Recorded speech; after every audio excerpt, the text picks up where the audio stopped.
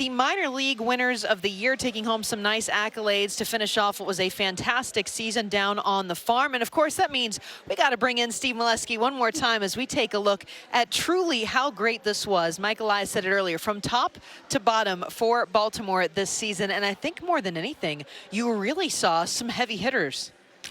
We saw some offense on the farm this year. It was really fun to watch what happened. And Mike Elias at his season-ending press conference a few minutes ago said the current Oriole top 10 prospect list is the best he's ever been around, and he's been around some good ones in his career. But man, we're going to take a look at some OPS numbers here that are really impressive, and it's star-studded for the Orioles this year. This is 250 minimum plate appearances. This is the cream of the crop on the farm. Not all of them, but look at this list. Gunnar, we know what he did. He just got off to an electric start with the bat at Bowie. The plate discipline was amazing, and look what he's done in the major leagues. Connor Norby is 5'10", 180, but he hit 29 homers this year to lead the Orioles, and he might be surprised, as some see, second in OPS on the farm this year. Kyle Stowers just had another strong year.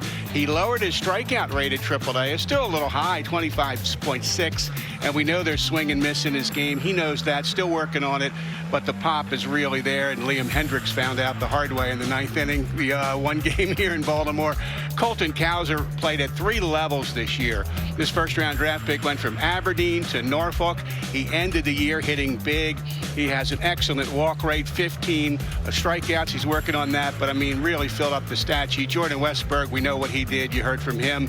Player of the year on the O's farm, 100 and some RBIs and 27 homers. And Heston Kjerstad, don't forget this kid who went over 2 years between playing in games, between his last year in college and his first game in the pros midseason this year. And he ended it with a flourish, Mel, at Aberdeen. He hit really well late. His overall numbers there are not going to look great, but his finish was strong. His outlook was positive, and he ends the year healthy. We're knocking on wood for that for Heston. A lot of good things could come his way. It's just been encouraging to see him back in the game in general. And for Gunnar, he mentioned the fact that he was already at Bowie last year, and having that level of comfort stepping in, he was able to pick up right where he left off. But you mentioned Connor Norby. I mean, this kid, I feel like every team needs the guy who really does go for home runs. The base hits are great, but if you've got that power, you can create more of an offensive damage. It's what the Orioles need, and man, did he take off. He took off. Connor Norby had some year on the farm, 29 home runs, and his homer rate got better as the season got deeper, and he played at higher levels. This is another 3-level guy. He started at Aberdeen. He ended at Norfolk. 9 homers in his last 25 games. He's got all fields power. He loves to hit to the off field, sort of like Westberg and Gunnar and a lot of guys on that list. Cowser, all these guys are good off field hitters. You got to love that. And Norby, his hands, he quieted his hands, as you can see there in his load leading up to the swing. At mid-year, Brandon Becker, the hitting coach at Bowie, and Cody Ashe, the high-level hitting coordinator, suggested it. And you give Norby credit for saying, I'm going to pick up this tweak and I'm going to put it into practice, because sometimes if you do make a change, even a subtle one, your stats can go down. But Norby had the guts to say, I'll give this a try. I'm going to quiet my hands, get to the ball a little better, create more pop.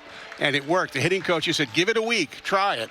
And it stayed with him the rest of the year. And it's been such a delight to see. And meanwhile, we talked about it. Heston getting back into baseball. That's what everybody has been waiting for. And you don't even have to be in the Orioles organization to want to see him succeed and make a comeback. Starting it off with a bang in the Fall League. Wow. We're going to show you a highlight from the Arizona Fall League here that's pretty special with Heston Kjerstad. This is Monday night, opening night of the AFL, and bomb, there it goes. Heston Kjerstad to right center field for the Scottsdale Scorpions. He's off to a great start, by the way. They've only played 2 games, but he's 4 for 10 with a double homer, 4 RBIs, and 2 runs scored. He knocked in 2 runs in each of the games, and I think it's so great that he's getting the extra reps here in the Arizona Fall League. He's going to play more baseball. He's so excited about that. He needs it because, Mel, as I said, he went 20 7 months between games, college to the pros. That's ridiculous. So we have to grade this kid on a curve right now. He's still ironing out the kinks, and next year he could get to Double-A and beyond.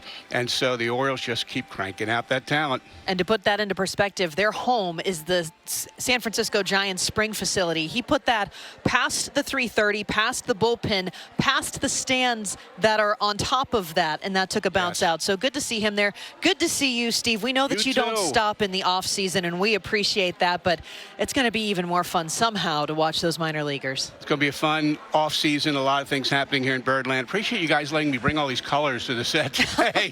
Can you tell I'm colorblind? You probably can. But great to be with you all year, and have a great winter. We'll see you soon, I hope.